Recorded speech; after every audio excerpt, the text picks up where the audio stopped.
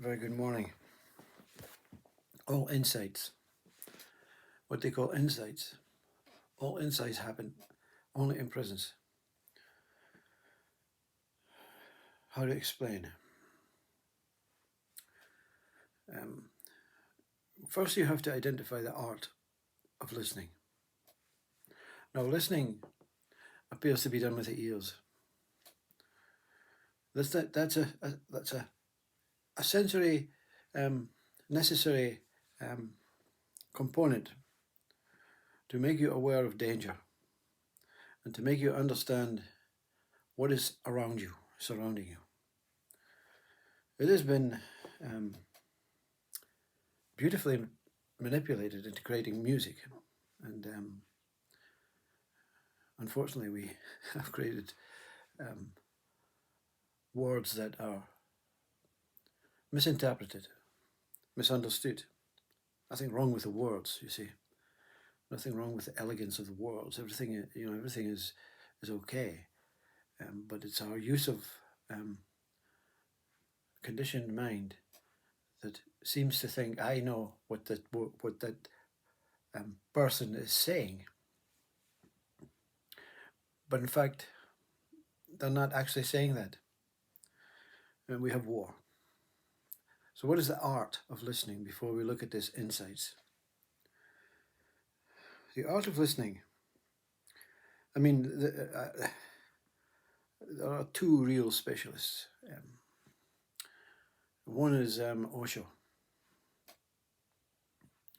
who says very few words and gets you into the space and the presence of Osho so that you reflect the presence of that man. The other one is Jiddu Krishnamurti, who does not give you an answer, just raises the frequency, and his presence, again like Osho, pulls you in and you become that frequency, you see. It's nothing about what these men are speaking about. They're using their emotional sensory body to reveal the presence that exists. Only presence exists, you see. Presence being listening, true listening, consciousness, beingness, nowness, here-ness. In all these states, they're the same state. They're just now. And in that insight of now, the insight of presence, so many possibilities are revealed. The mind doesn't want to reveal these possibilities to you because the mind does not know, the ego mind does not know how to deal with them, what they are. They're new, you see. They've never been recycled before because the ego is a recycling machine. So the new insight is something that ego cannot identify with. So therefore, if you're trying to explain it with a mind, like I'm trying to explain it now, not in presence, with words, with meaning, with logic, with, the mind cannot explain fully and truthfully what this insight revealed. So,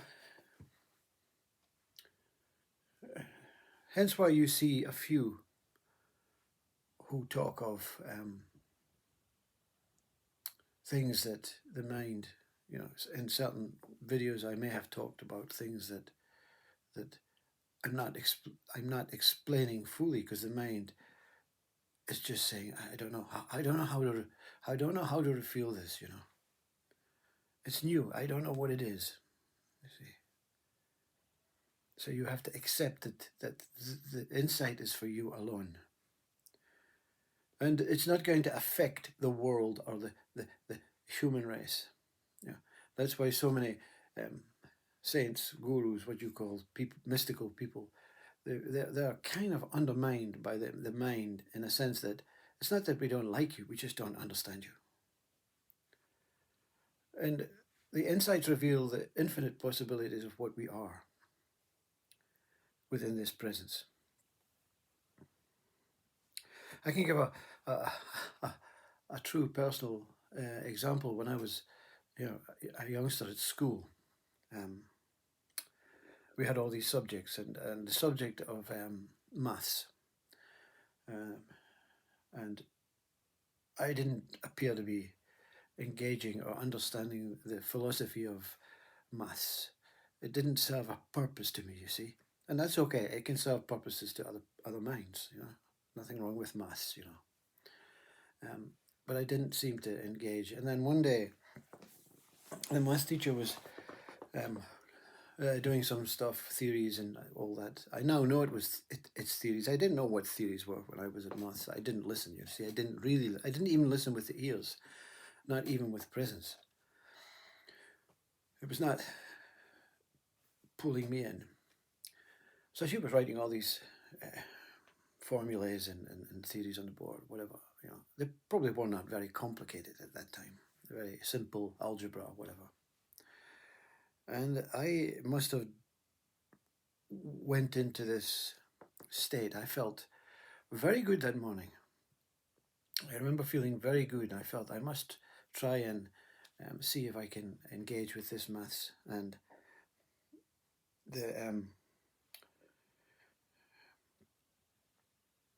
a moment came where I lost concentration, completely lost concentration. All I could see was this figure moving with hands and whatever, And I closed my eyes,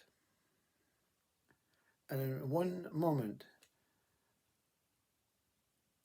these theories sprang alive. Very complex theories, but just 1 second, I thought it's thousands of syllables and whatever you call, the symbols that they use in maths. I still not a mathematician, but they were so intense and complex that I opened my eyes. It was like the Matrix, the Matrix of theories. Opened my eyes, and again the teacher. What was that? Teacher was back, and I realized that whatever I saw was much more complex than what was on the board. And I thought, wow, that was strange, but I ignored it, you see. And one day, I failed the maths. You see, I got kicked out of the maths class, down to arithmetic.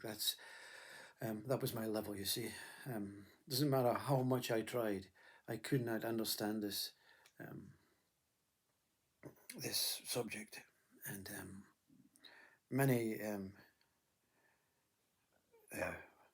weeks just before I failed, I didn't want to let my parents down and myself down. I said, I must go forward and tell the teacher about this what it's called now an insight, what this was. But I couldn't, because I couldn't explain what they were, because I had no knowledge of maths. If I had known the knowledge of maths, if I had been a mathematician, I would have understood completely what these theories, this explosion of theories in 1 nanosecond came.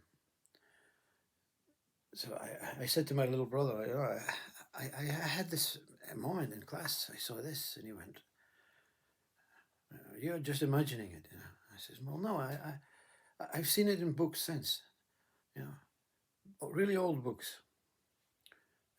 I've been looking at the library and all that, and some of the symbols look the same. You see, never seen them before, but in the books I remember them." He says, "It's deja vu, deja vu."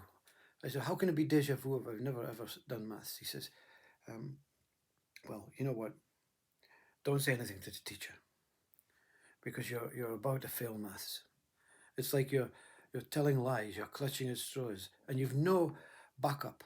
You've no way of saying, now I can do maths, because will this, what you saw, help you understand?" I said, no. He says, "Look, you are a working class boy from a working class family. Remember your place. You're not a mathematician. You're a welder. You're a joiner. You're whatever we're meant to be. It was the best advice I ever got. Because what I see now is, in a past life, I was maybe this incredible mathematician. Um, but in this life, the mind says, no, no, this is not for you. This is not for you. But in that moment of presence, the insight of that made it clear that there's, in that listening, not listening at what the teacher's saying, at what the teacher's doing, but in that actual attentive moment on your inner being, um, your inner brain. So many things we have done, so many things we are, so many more possibilities. Listening means presence. That's what it is, you see. So when you're listening to Jiddu Krishnamurti, don't listen to the words, listen to his presence, because the presence that he is in, or what I don't, not Jiddu Krishnamurti, whatever you feel drawn to, whatever you feel comfortable with, whatever you feel relaxed and intuitive with, let yourself go. Surrender to the presence, to the moment. Surrender to that moment. And something will be revealed. You won't be able to explain it unless it's something relevant to what you're doing. But it's probably never going to be relevant to what you're doing. It's just a reminder of the infinity of you, the immortality of you. You are vast wisdom, just floating around the universe, taking shape in different bodies. That's presence. Presence is now. It's not past, it's not future. It's not with a mind, it's not with a thought, it's not with a knowledge, it's not with a personal identity to it, it's not with anything, it just is. Presence just is. Presence will reveal you so many stories, so many insights, but they'll serve no purpose to man unless we all connect with our own presence. Then we will all see the same thing. God.